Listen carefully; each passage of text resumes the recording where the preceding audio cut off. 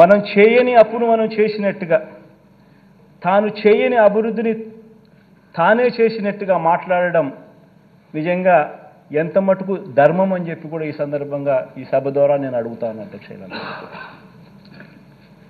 అధ్యక్ష, అంతటి ప్రతికూల పరిస్థితిలో కూడా అధ్యక్ష ఎంతో చిత్తశుద్ధితో, ఎంతో పట్టుదలతో, ఎంతో నిబద్ధతతో అధ్యక్ష రాష్ట్రంలో రైతన్నలకు, రాష్ట్రంలో పిల్లలకు, రాష్ట్రంలో అక్కచెల్లెమ్మలకు, రాష్ట్రంలో అవ్వాతాతలకు, రాష్ట్రంలోని సామాజిక వర్గాల సంక్షేమం కోసం అడుగులు ఏ రకంగా ముందుకు వేశామో ఈ 5 సంవత్సరాల మన పరిపాలనే ఒక నిదర్శనంగా హిస్టరీ విల్ ఆల్వేస్ రిమెంబర్ అని చెప్పి కూడా ఈ సందర్భంగా నేను చెప్తాను.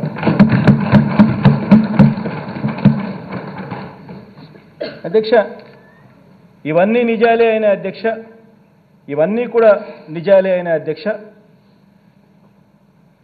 కేంద్ర ప్రభుత్వం నుంచి వస్తాయన్న నిధులు ఆశించినంతగా రాకపోయినా అధ్యక్ష, బాబు చేసిన వల్లమాలిన అప్పులను, ఆ అప్పులకు సంబంధించిన వడ్డీలు అసలు కట్టుకుంటూ కూడా అధ్యక్ష, మరో వంక కోవిడ్ కారణంగా దాదాపు 2 ఆర్థిక సంవత్సరాలు పూర్తిగా ఆదాయాలు తగ్గి ఖర్చులు పెరిగిన పరిస్థితులు ఉన్నప్పటికీ అధ్యక్ష ఏ కారణము చూపించలేదు. ఇవన్నీ కారణాలు ఉన్నాయి అని చెప్పి ఎగగొట్టలేదు.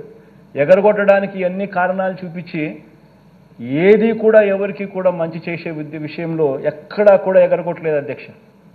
ఎన్ని కారణాలున్నా కూడా, ఎన్ని ఇబ్బందులున్నా కూడా, ఎన్ని అవస్థలున్నా కూడా ప్రతి పేదవాడి ముఖంలో చిరునవ్వును చూడాలనే ఈ ప్రభుత్వం అడుగులు ముందుకు వేసింది అని చెప్పి చెప్పడానికి గర్వపడతాను. ఇచ్చిన ప్రతి మాట అధ్యక్ష నిలబెట్టుకుంటూ ఏకంగా 99% హామీలను మేనిఫెస్టోలో చెప్పినటువన్నీ కూడా అమలు చేసి ప్రతి మేనిఫెస్టోను కూడా ప్రతి ఇంటికి తీసుకొని పోయి దాన్ని చూపిస్తూ ఈరోజు ఆశీస్సులు అందుకుంటా ఉన్న ప్రభుత్వం మనది మాత్రమే అని చెప్పడానికి కూడా గర్వపడతాను అధ్యక్ష. అధ్యక్ష, కాబట్టి అధ్యక్ష ఇంటింటి ఆర్థిక వ్యవస్థను మనం మార్చగలిగాం. పేద కుటుంబాలకు వీలైనంత అండగా నిలబడగలిగాం.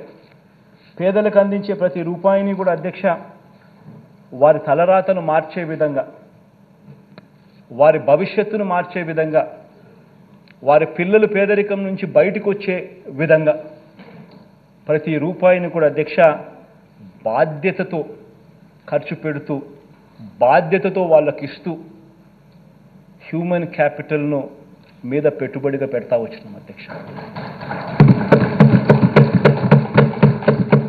అధ్యక్ష, మీరే ఆలోచించండి అధ్యక్ష, మీరే ఆలోచన చేయమని అడుగుతాను. ఇక్కడ ఉన్న వాళ్ళందరినీ కూడా ఆలోచన చేయమని అడుగుతా ఉన్నాను. ప్రజలందరూ కూడా దీన్ని చూస్తా ఉన్న ప్రజలందరూ కూడా ఆలోచన చేయమని కోరుతా ఉన్నాను. ఏ ప్రభుత్వం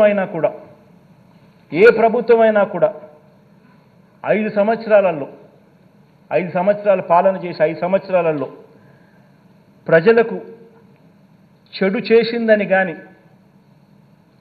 మంచి చేయలేదని కానీ, మేనిఫెస్టోలో ఇచ్చిన వాగ్దానాలు అమలు చేయలేదని కానీ ప్రతిపక్షం నమ్మితే,